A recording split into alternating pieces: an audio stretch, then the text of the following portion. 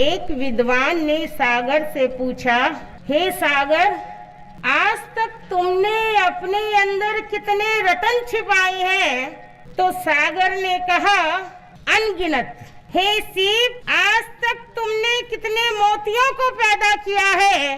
तो सीप ने कहा, अनगिनत। हे उपवन की माटी, आज तक तुमने कितने फूल खिलाए हैं? उपवन की माटी ने कहा, अनगिनत। हे आकाश, आज तक तुमने कितने सितारे जगमगाए हैं? आकाश ने एक ही जवाब दिया, अनगिनत। सागर, सीप, उपवन की माटी, सबका एक ही जवाब था, कौन सा? अनगिनत। इसी प्रकार भारत भूमि से पूछा गया, हे भारत भूमि, तूने कितने महापुरुषों को जन्म दिया? तो भारत भूमि की माटी ने क्या कहा? बोलो तो, अनगिनत। इस भारत भूमि को बहुरत्ना वसुंधरा की उपमा दी जाती है। इसके गर्भ से अनेकों रत्न उत्पन्न होते हैं। उन्हीं रत्नों में एक महान व्यक्तित्व, महामहिम पूज्य गुरुदेव, चमत्कारी बाबा, गरीबों के मसीहा, सेवा भावी श्री प्रेम सुख जी महाराज, जिनका आज हम पावन जन्मदिन मना रहे हैं। तो जो महापुरुष होते हैं, उनके जीवन से हमें सीख मिलती है। उनका एक एक समय हमारे जीवन का मूल्यवान समय बन जाता है। तो उनकी जो सेवा भावना थी, बड़ी गजब की थी। उनका प्रेम नाम ही प्रेम सुख है, जहाँ पर गौन हो जाती है। अरे आने दो यार। और जहाँ प्रेम होता है, वहाँ सुख ही सुख बरसता है। तो इसीलिए पूज्य भागवल जी महाराज ने कितना सुंदर, कितना प्यारा नाम दिया कि प्रेम सुख जी महाराज। आपको मालूम ही है, जब सूर्य की किरणें निकलती है तो हमारे शरीर में विटामिन डी मिलता है। और जितने भी वृक्ष हैं, इनको भी हरा भरा करने के लिए सूर्य की रोशनी जरूरी है। तो सूर्य की रोशनी क्या है? हमारे जो गुरुदेव हैं, ये क्या है?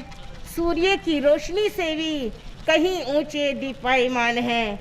और उनके शरण में रहने वाला हमेशा पार होता है।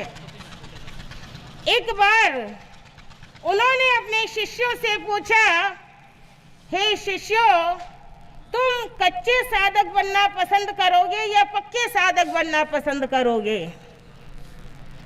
अब जो सबसे छोटा शिष्य था, उसे समझ नहीं आया कि कच्चा साधक क्या होता है और पक्का साधक क्या होता है।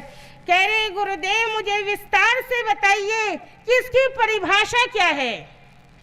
तो गुरुदेव बताने लगे कि एक हलवाई की दुकान पर पति पत्नी जाते हैं। एक उनका छोटा सा बच्चा है। पिता ने हलवाई को हलवा बनाने का ऑर्डर दिया कि हलवा तैयार किया जाए। और हलवाई हलवा तैयार करने लगा और वो दोनों, उस बच्चे के माता पिता, कुर्सी पर बैठ जाते हैं। बच्चा थोड़ा चंचल है, भागता फिरता है। उस बच्चे ने हलवाई से पूछा कि अंकल, हलवा तैयार खाना। अब वो आराम से बैठ जाता है। और जब हलवा पक जाता है तो हलवाई प्लेट में डालकर मेज पर पेश कर देता है। अब वो हलवा खाता है, बड़ा स्वादिष्ट लगता है, बड़ा अच्छा लगता है कि इतना स्वादिष्ट हलवा मैंने अपनी जिंदगी में नहीं खाया। तो गुरु बता रहे हैं शिष्य को। कहने लगे, समझ आया? शिष्य कहता है, गुरुदेव मुझे तो समझ नहीं आया, ये कच्चा हलवा और पक्का हलवा होता क्या है?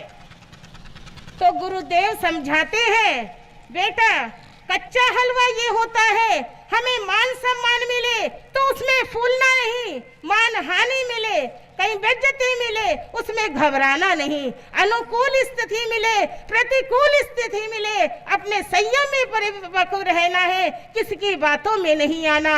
ये क्या होता है? पक्का हलवा होता है, पक्का साधक होता है। तो गुरुदेव ने अपने शिष्यों को पक्के साधक बनाए हैं। आप देख ही रहे हैं, महापुरुषों ने 3 महारत्न दिए हैं। रविंद्र मुनि जी महाराज, उपेंद्र मुनि जी महाराज, रमणीक मुनि जी महाराज, उनकी इतनी अच्छी फुलवारी महक रही है। और हमारी यही भावना है, ये फुलवारी दिन दूनी रात चौगनी महकती रहे, तरक्की करती रहे, परिवार बढ़ता रहे। और इसी श्रृंखला में आज हमारे सुख दर्शन मुनि 25वीं दीक्षा जयंती रजत दीक्षा दिवस है। और हमारे पन्ना प्रेम परिवार की तरफ से हम यही मंगल कामना करते हैं, इनका संयम दिन दूनी रात चौगनी तरक्की करता रहे, गुरुओं का सानिध्य में अपना संयम चलता रहे। और पन्ना प्रेम विजय परिवार की तरफ से एक छोटी सी भेंट गुरु चरणों में रखना चाहते हैं। बोले भगवान महावीर स्वामी की। मैं आमंत्रित करना चाहूँगा भाई मेरे जैन लोग जैन मंडी से मंच के ऊपर आ जाएंगे, इधर मंच के ऊपर आ जाए, सचिन जैन मंच के ऊपर आ जाए। सभी संत मिलकर के सुदर्शन मुनि का चद्दर के द्वारा अभिनंदन करेंगे। आज थोड़ी बहुत ठंड बेशक है। एक भाई मेरे को बोल आता है कि महाराज साहब 6 तारीख की तो भयंकर बरसात बता रखी है, कहता है इतने % बरसात होगी। मैंने कहा कोई बात नहीं, बरसना होगा तो और कहीं बरस लेगा, यहीं थोड़ा बरसना जरूरी है। तो इसलिए मौसम ठंडा तो ना जरूरी, क्योंकि बिना एसी के आप लोग रह नहीं सकते, ठीक है ना। बोलो भगवान महावीर आगे अगली साइड से पूज्य गुरुदेव श्री प्रेम सुख जी महाराज की, पंडित रतन शास्त्री श्री पेंद्र मुनि जी महाराज की, पूज्य गुरुदेव श्री सुखदर्शन मुनि जी महाराज की, सभी साधु सतियों की, जैन धर्म की, जैन धर्म की। बैठो साहब।